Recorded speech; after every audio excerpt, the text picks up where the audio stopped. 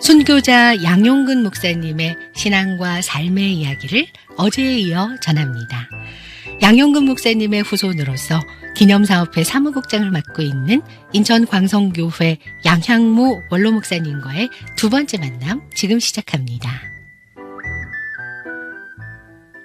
이제 그렇게 목회자가 되기로 결심을 하시고 평양신학대학교로 입학을 하시는 거죠.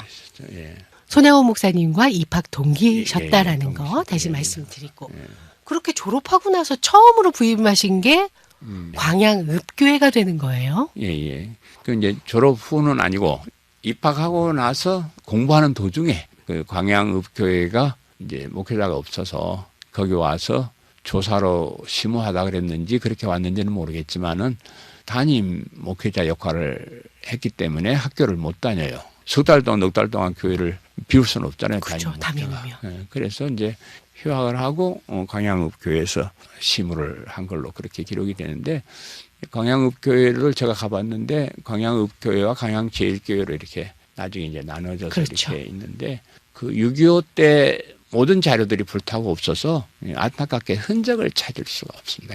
그건 뭐 그 심호한 것은 사실인데 그런 어떤 당의 기록이나 이런 건 제가 찾아볼 수가 없었고 그러니까 이제 신학생이 되고 나서 최초로 이 목회자로 조사하지만 심호한 곳은 광양읍교회 거기에서 심호를 하셨습니다.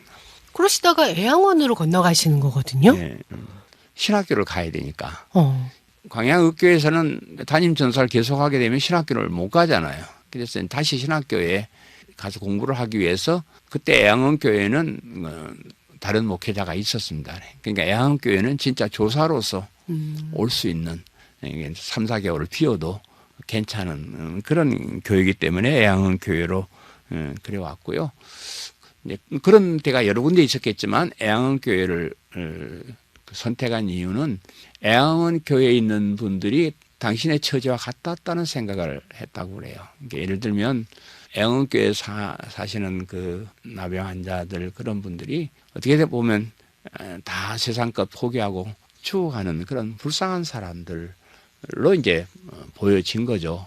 그 처지가 당신의 처지와 같았다 생각했어요. 왜냐 그러면 관동 대지진 때 이미 자기는 죽은 목숨이었고 지금 살아있지만은 인간적인 면에 볼 땐 살아있는 사람이 아니라는 거죠. 왜냐 그러면 가문도 재산도 뭐 세상 재미도 뭐 출세도 모든 거 다 포기하고 그저 그냥 살아가는 그런 사람이라 생각하고 같은 처지에 있는 사람들끼리 가서 우리가 이 세상이 전부가 아니고 우리가 가야 될 영원한 천국이 있다는 것을 가리키는 것이 당신의 사명이다 이런 생각으로 거기에 부임했다 이렇게 알려져 있습니다. 그 평양신학대학교 시절의 일화 중에는 이런 게 있더라고요. 그때 당시에 이제 조선 예수교 장로회 총회에서 신사참배를 결의해 버리잖아요.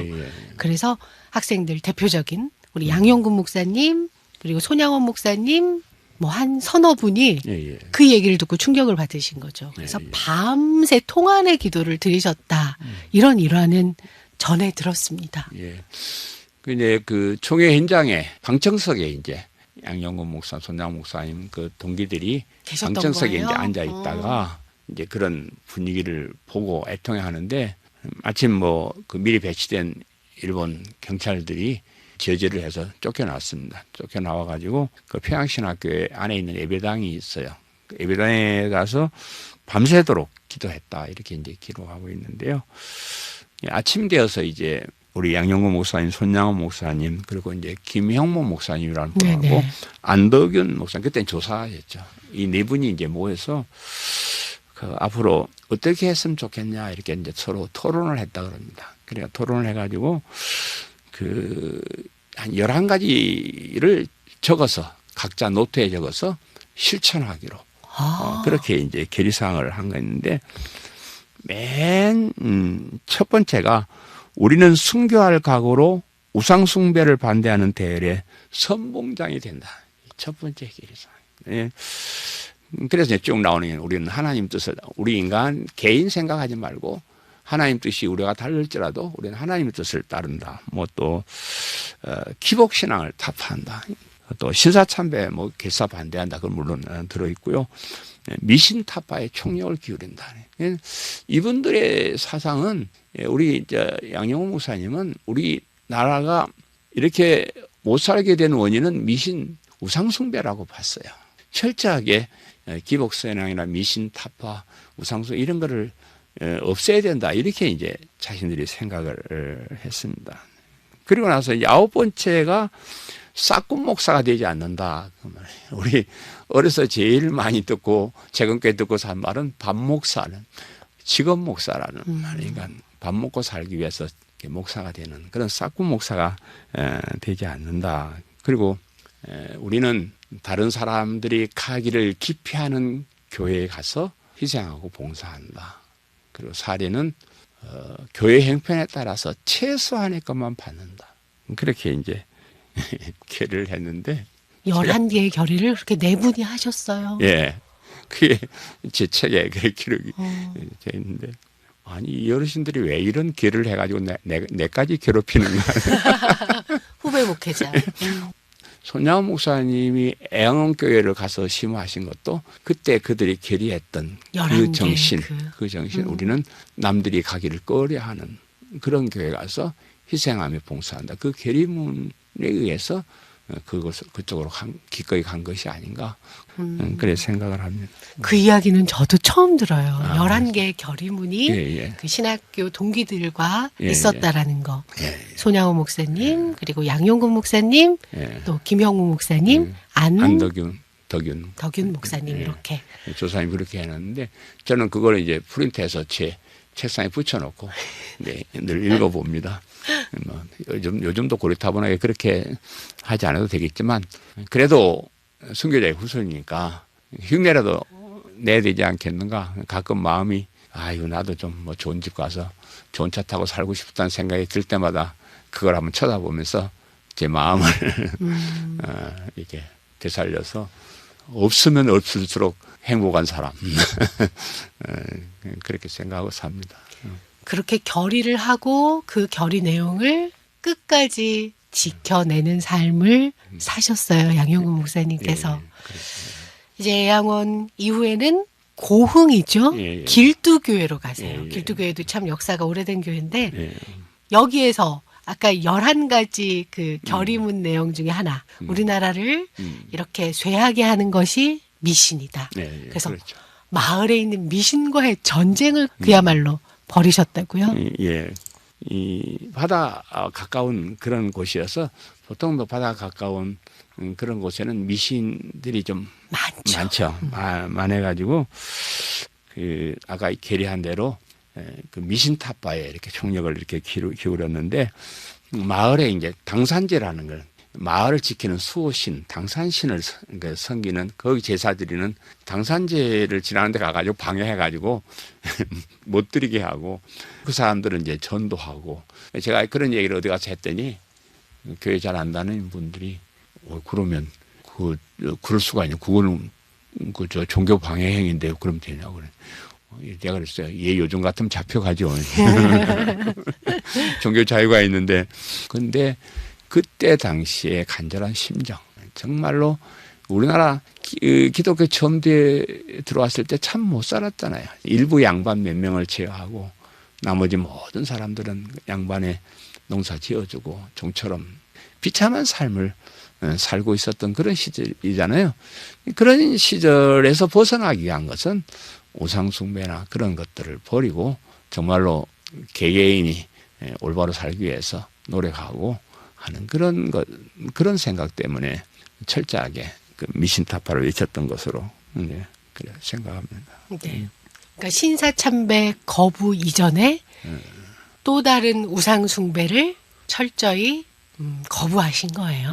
네. 그러니까 신사참배를 거부하기 위해서 우선 우리나라에서 섬기는 우상부터 안 섬겨야 된다는 거죠. 우리나라 우상 섬기면서 이걸 우상이라고 하면 그건 말이 안 되잖아요.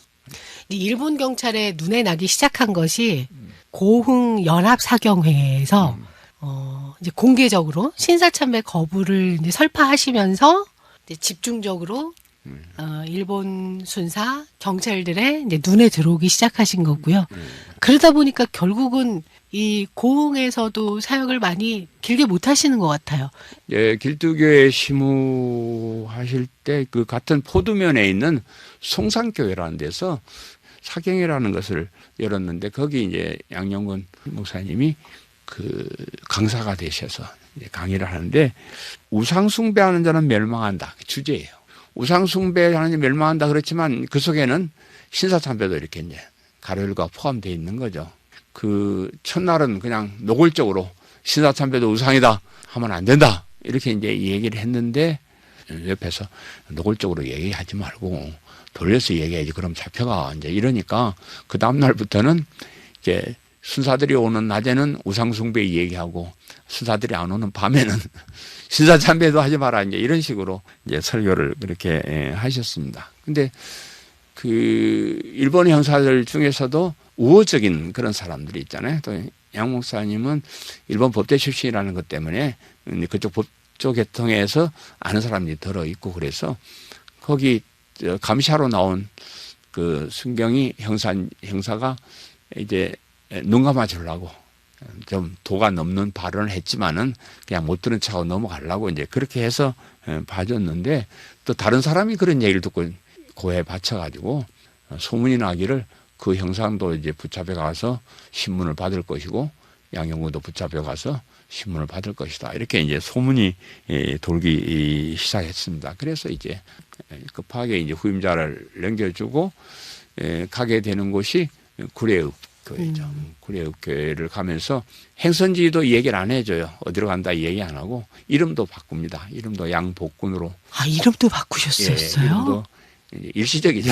양복군으로 바꿔가지고 구례 중앙교회 부임을 했는데 구례가 이 순천로의 관할이에요. 네네. 그리고 당시에 목사가 몇 명 안 됐잖아요. 그러니까 그게 뭐 어디 가요? 그러니까 저거 양용군이 저거 양복군으로 이름 바꿔가 저기 있다. 사람들이 다 알게 된 거죠. 그래서 바로 탄로났어요. 그리고 이제 또 한 가지는 잘 알려지지 않는 거지만 귀국을 할 때 관동 대지진 학살 사건에 절대로 입을 열지 않기로 서명을 하고 나와요.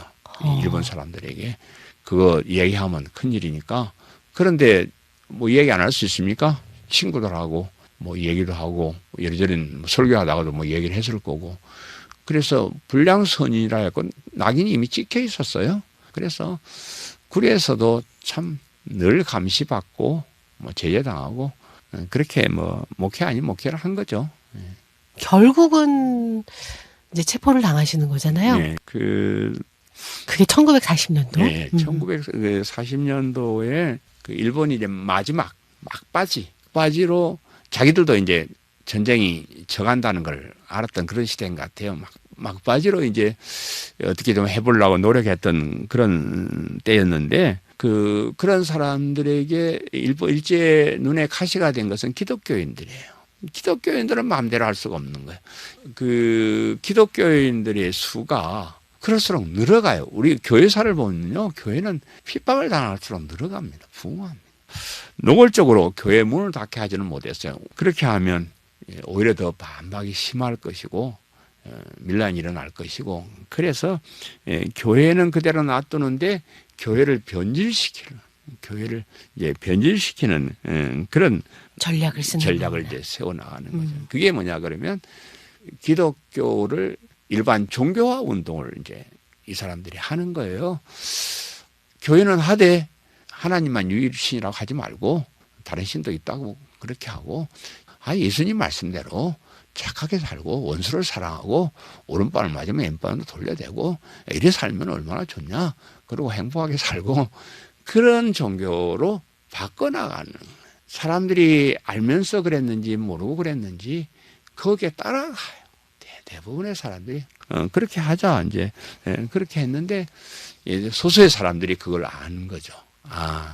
이건 종교지 우리 기독교가 아니다. 그래서는 안 된다. 그래서 이제 신사참배도 반대하고 여러 가지 협조하는 것도 안 하고 이런 이제 몇몇 소수의 사람들이 있었기 때문에 그 사람들 전부 잡아들이라는 명령이 이제 떨어집니다. 그 시절에 뭐 주기철 목사님이 손양 목사님들 다 그 시대 기독교 그런 신사람에 반대하거나 그런 사람들이 잡혀가기 시작을 하고 양용호 목사님과 우리 순천도의 목사님 장로님들도 그 시대에 같이 이렇게 잡혀가게 되는 거죠.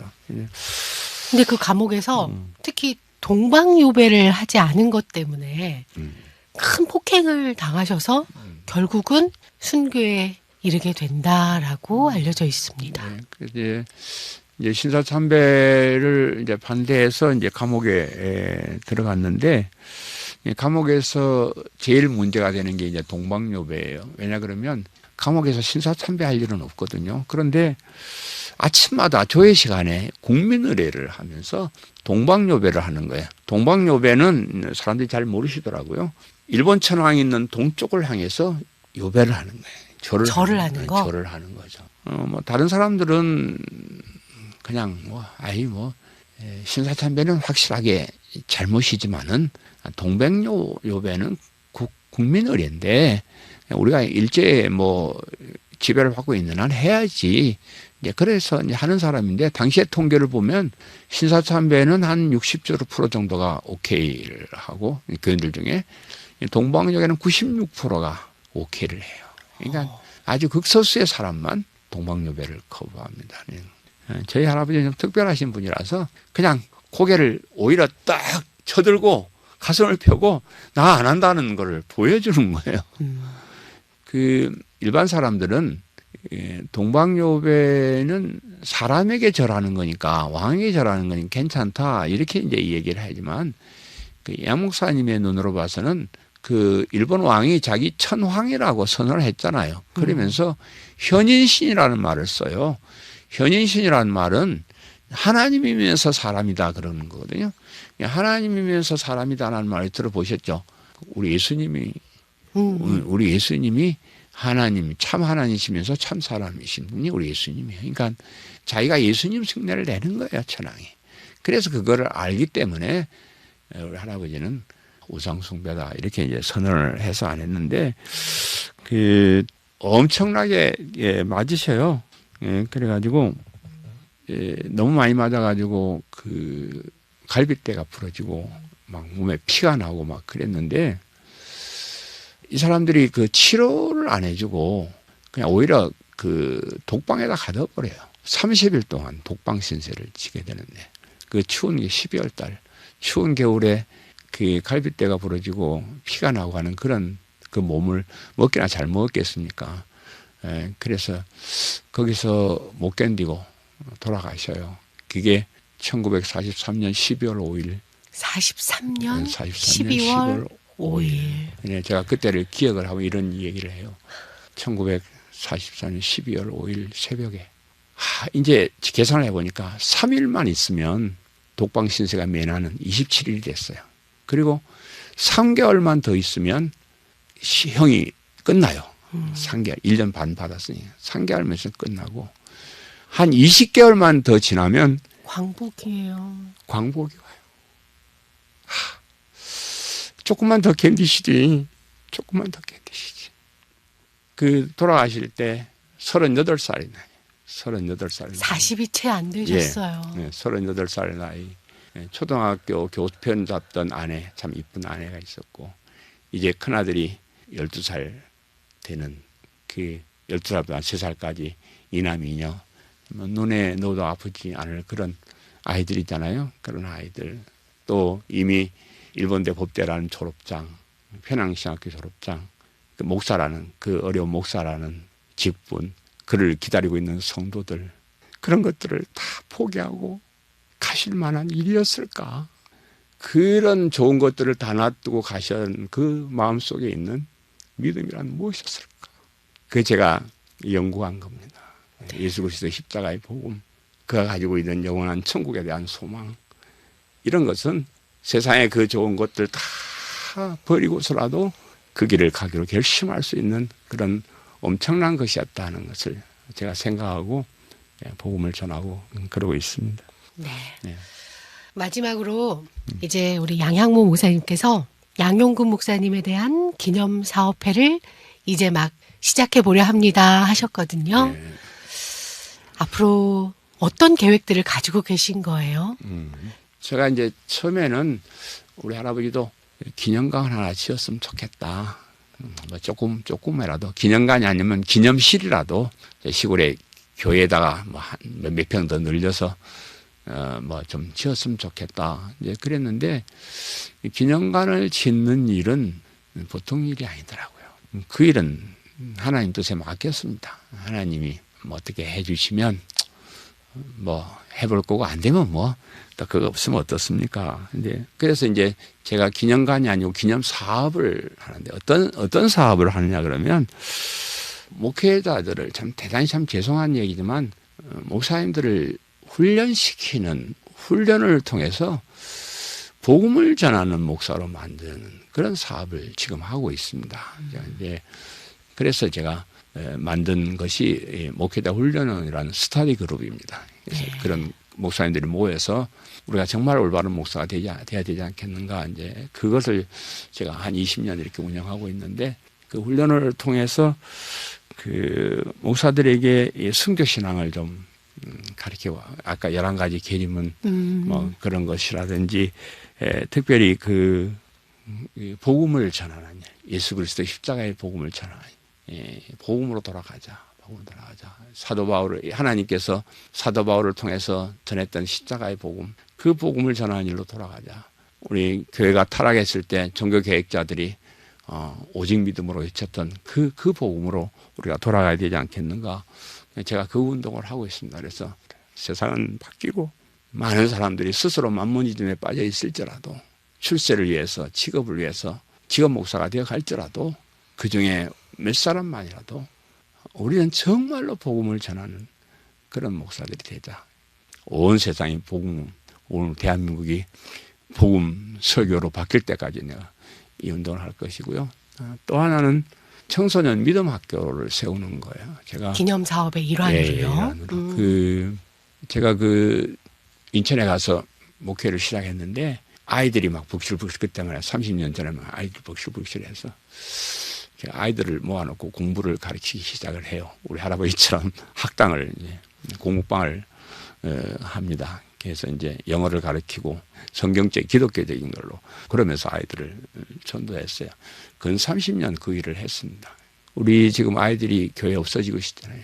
앞으로 소망이 없습니다. 그런 아이들을 가르쳐서 어떠한 방법으로든지 정말로 하나님을 만나게 하고 복음을 알게 해서 이수정이가 되어서 평생을 살게 하는 그런 일을 우리 기념사업으로 해야 되겠다. 그럽니다. 뭐 아직은 미미하지만은 앞으로 이런 동역자들이 많이 있었으면 좋겠고요. 많이 기도하는 사람들이 많이 있었으면 좋겠습니다. 네. 이 양용근 목사님에 대해서 먼저 잘 알고 그분의 순교 신앙을 구현해내 보도록 노력해 봐야겠습니다. 네, 감사합니다. 오늘 이렇게 귀한 인터뷰 응해 주셔서 다시 한번 감사드립니다. 네, 감사합니다. 네. 호남 최초의 순교자 양용근 목사님의 후손이세요. 그리고 기념사업회 사무국장이자 대표를 맡고 계신 인천 광성교회 양향모